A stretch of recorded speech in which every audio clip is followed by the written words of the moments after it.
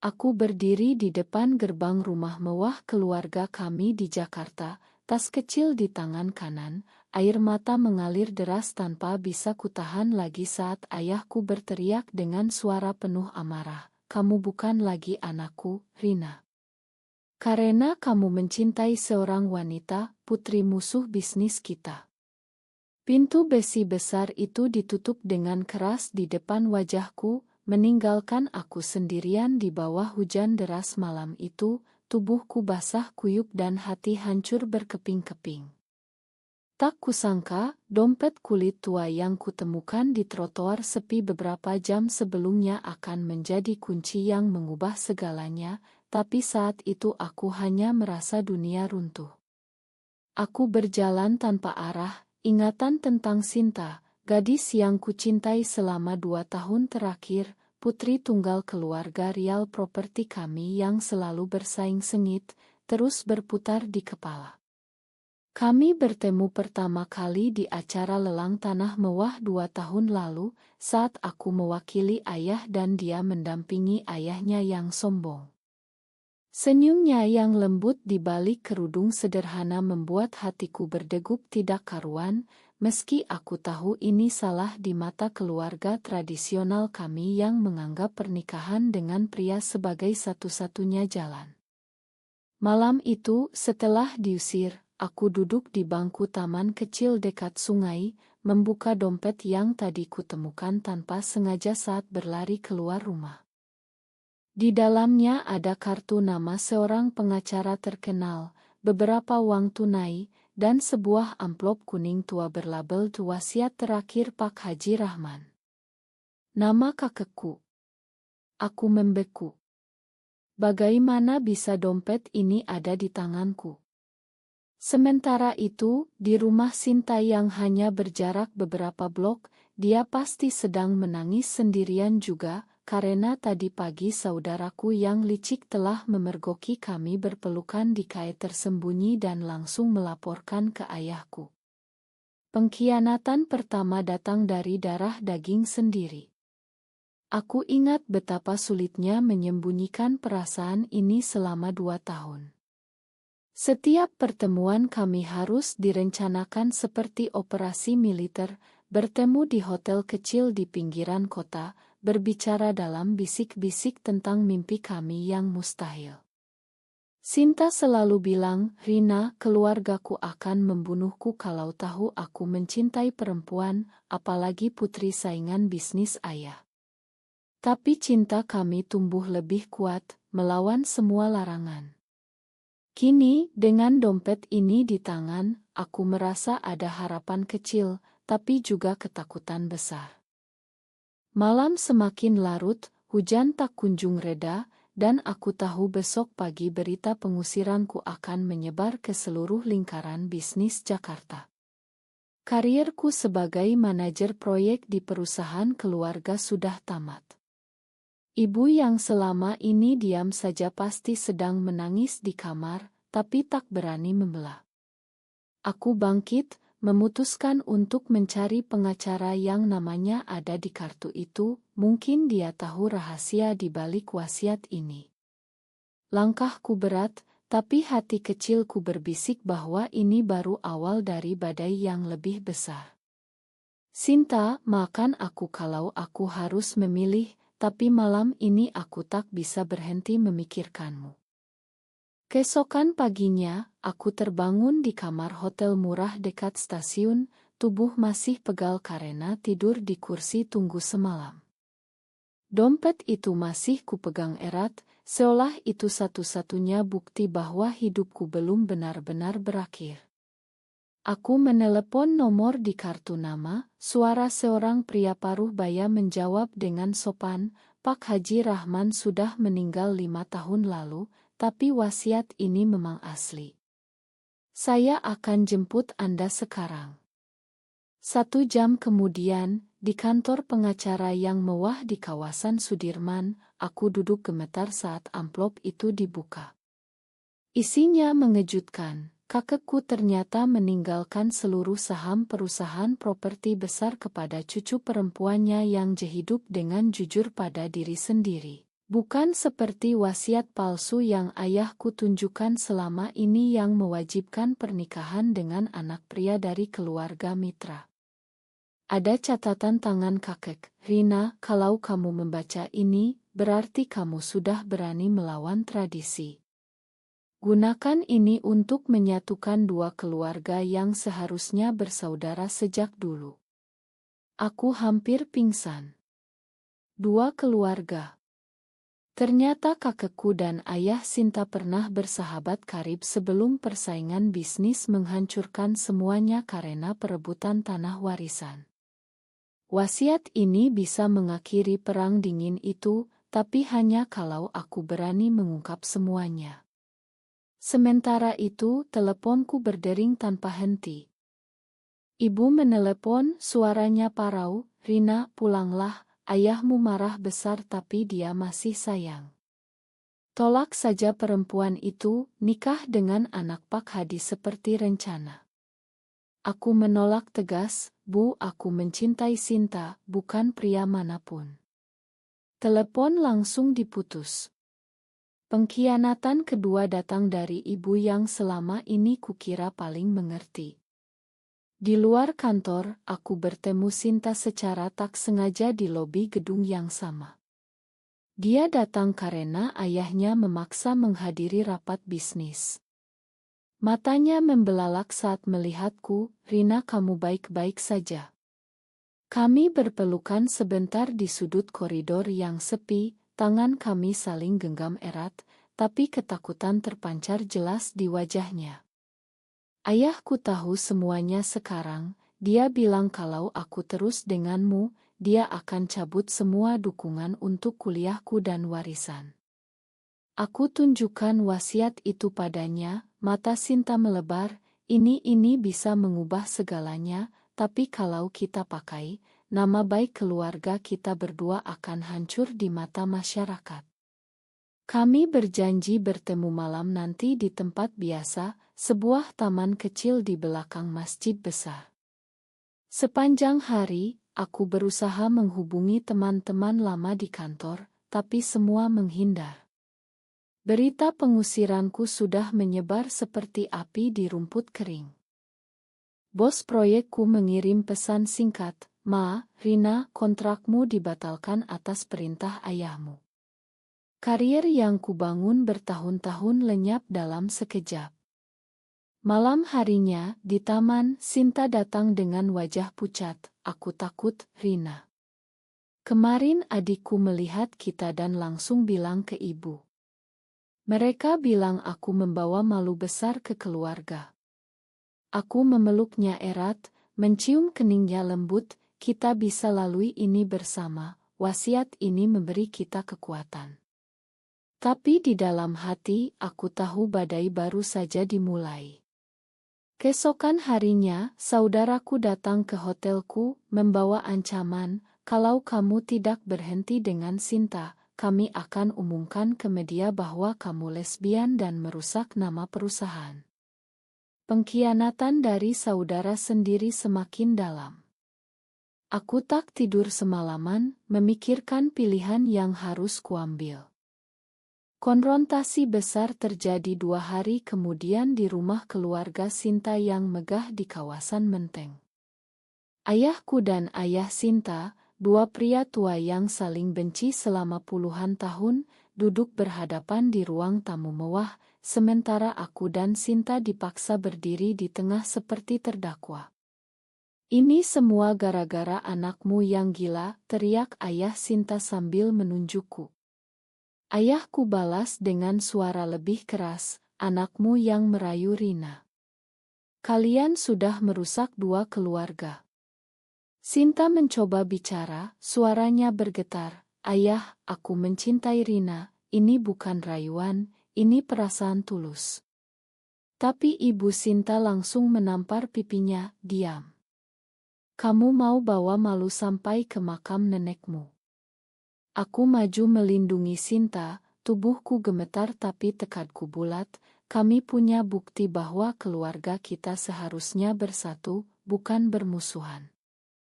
Aku keluarkan salinan wasiat dari tas, meletakkannya di meja. Ruangan langsung hening. Ayahku membaca sekilas lalu wajahnya memucat, ini palsu. Kakekmu sudah gila sebelum mati. Tapi pengacara yang kusewa masuk tepat waktu, membawa dokumen asli dan saksi. Ternyata ayahku telah memalsukan wasiat lama untuk menguasai saham lebih besar. Pengkhianatan terbesar terungkap, ayahku sendiri yang menyembunyikan keinginan kakek demi ambisi bisnis. Sinta menatapku dengan mata penuh air mata. Rina, apa yang akan kita lakukan sekarang? Malam itu, setelah pertemuan Chaos, aku diusir lagi dari tempat persembunyianku karena saudaraku membocorkan alamat hotel ke media. Berita putri pengusaha properti Jakarta lesbian dan diusir keluarga menjadi headline di semua portal. Karirku hancur total, teman-teman lama memblokir nomorku, bahkan sepupu yang dulu dekat kini menjauh karena takut tercemar. Sinta menelepon tengah malam, suaranya pecah. Ayahku mengancam akan mengirimku ke pesantren di desa kalau aku tidak menikah bulan depan dengan anak mitra bisnis. Aku takut, Rina, tapi aku tak mau kehilanganmu. Aku jawab dengan suara tegas meski hati sakit, kita bertemu besok, kita putuskan bersama. Tapi saat aku tiba di tempat janji, Sinta tak datang. Hanya pesan singkat, Ma, aku tak sanggup. Keluargaku terlalu penting. Pengkhianatan dari orang yang paling kucintai membuatku ambruk di trotoar, menangis sendirian di bawah lampu jalan. Wasiat itu masih kupegang, sekarang terasa seperti beban berat. Apakah aku harus mengungkap semuanya sendirian dan hancurkan reputasi dua keluarga besar? Atau diam saja dan kehilangan segalanya termasuk diriku sendiri? Malam semakin gelap, dan aku tahu keputusan besok akan mengubah hidup selamanya. 2 minggu berlalu dalam kesunyian yang menyiksa. Aku tinggal di apartemen kecil sewaan di pinggiran Jakarta, mencari pekerjaan serabutan sebagai konsultan lepas agar bisa bertahan. Wasiat kakek tetap tersimpan di laci, tapi setiap kali aku melihatnya, bayangan Sinta muncul dan membuat dada sesak. Berita skandal kami sudah mereda sedikit, tapi nama baik keluarga tetap tercoreng. Ibu diam-diam mengirim uang melalui rekening teman lama, tapi tak berani menelepon. Suatu sore, telepon dari nomor tak dikenal berdering. Suara Sinta yang gemetar, Rina, aku tak tahan lagi. Aku kabur dari rumah, sekarang aku di stasiun. Tolong jemput aku. Aku berlari ke stasiun dengan motor pinjaman, hati berdegup kencang. Saat melihat Sinta berdiri sendirian dengan tas kecil, aku langsung memeluknya erat, air mata kami bercampur. Maafkan aku waktu itu, bisiknya di telingaku, aku takut, tapi sekarang aku sadar aku tak bisa hidup tanpa kamu. Kami menghabiskan malam di apartemenku, berbicara panjang lebar tentang masa depan. Wasiat itu kami baca lagi bersama. Ternyata ada klausul rahasia, kalau aku mengungkapnya ke pengadilan, perusahaan kedua keluarga harus merger dan saham dibagi adil, tapi nama baik akan hancur di mata masyarakat konservatif. Sinta menggenggam tanganku, kita bisa gunakan ini untuk mulai hidup baru, tapi artinya kita harus umumkan semuanya ke publik. Besok paginya, saudaraku muncul tiba-tiba di depan pintu apartemen, membawa ancaman baru, kalau kamu terus dengan ini, ayah akan umumkan bahwa Sinta juga terlibat skandal dan keluarganya akan bangkrut. Pengkhianatan terus berlanjut. Malam itu kami bertengkar hebat untuk pertama kalinya. Sinta menangis, aku tak mau keluargaku hancur gara-gara aku, Rina. Aku jawab dengan suara tegas, kalau kita diam, kita yang hancur selamanya. Kami tidur saling memeluk, tapi hati kami berdua penuh badai. Keesokan harinya, aku menghubungi pengacara lagi untuk persiapan sidang wasiat. Berita mulai beredar lagi di media sosial, teman-teman lama mulai menghubungi dengan nada kasihan. Karirku mungkin tak akan kembali seperti dulu, tapi untuk pertama kalinya aku merasa bebas. Sinta memutuskan tinggal bersamaku, meski ayahnya mengirim orang untuk mencarinya. Konflik semakin memuncak, dan aku tahu saatnya memilih sudah dekat. Sidang wasiat di Pengadilan Negeri Jakarta menjadi hari yang paling berat dalam hidupku. Ruangan penuh wartawan dan kerabat dari kedua keluarga. Ayahku duduk di bangku depan dengan wajah merah padam, ayah Sinta di sebelahnya menatap kami berdua dengan mata penuh kebencian. Pengacara membacakan wasiat asli kakekku dengan suara lantang, cucu perempuanku, Rina, berhak atas seluruh aset jika ia hidup sesuai hati nuraninya, bukan paksaan adat. Ruangan gempar. Bukti pemalsuan wasiat oleh ayahku terungkap satu persatu.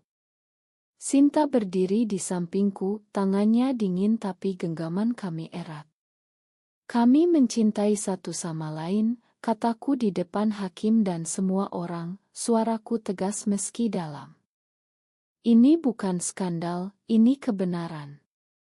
Ibu Sinta menangis terseduh, saudaraku menunduk malu.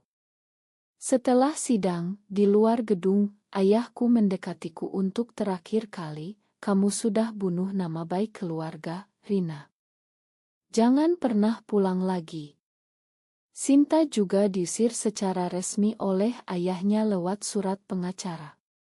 Kami berdua kehilangan segalanya dalam satu hari, rumah, warisan, reputasi. Tapi wasiat memberi kami modal awal untuk memulai bisnis kecil bersama, sebuah perusahaan properti baru yang fokus pada perumahan terjangkau. Malam harinya, di apartemen kecil kami, Sinta memelukku erat, aku tak menyesal, Rina.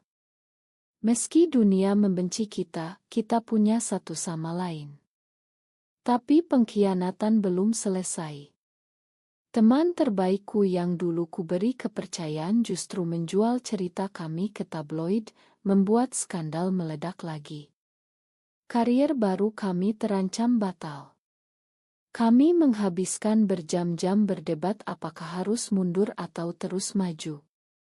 Konfrontasi terakhir terjadi saat Ibu Sinta datang diam-diam ke apartemen, memohon Sinta pulang dan menjadi normal. Sinta menolak dengan air mata, "Ibu, aku sudah normal dengan mencintai Rina." Malam itu kami berdua menangis bersama, tapi tekad kami semakin kuat. Media mulai menyebut kami sebagai pasangan lesbian yang mengguncang dunia bisnis Jakarta. Tekanan sosial semakin berat, tapi cinta kami menjadi pelabuhan satu-satunya. 6 bulan kemudian, bisnis kecil kami mulai berkembang meski lambat. Kami pindah ke rumah sederhana di pinggiran kota, jauh dari hiruk-pikuk keluarga besar.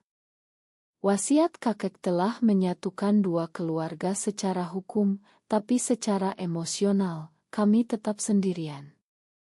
Suatu malam, ayahku tiba-tiba muncul di depan pintu rumah kami, wajahnya tua dan lelah. "Rina, aku sakit.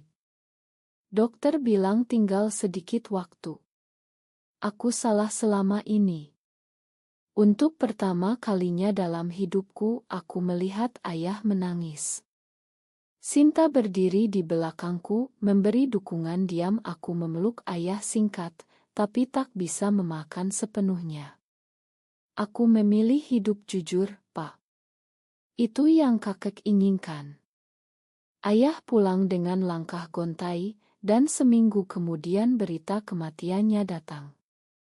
Pemakaman menjadi momen paling menyakitkan, di mana keluarga besar menatapku dan Sinta dengan pandangan dingin, tapi tak ada yang berani mengusir lagi karena hukum sudah berpihak. Sinta dan aku berdiri berdampingan di depan makam, tangan saling genggam di balik kerudung. Kita sudah bayar mahal untuk kebenaran ini, bisik Sinta.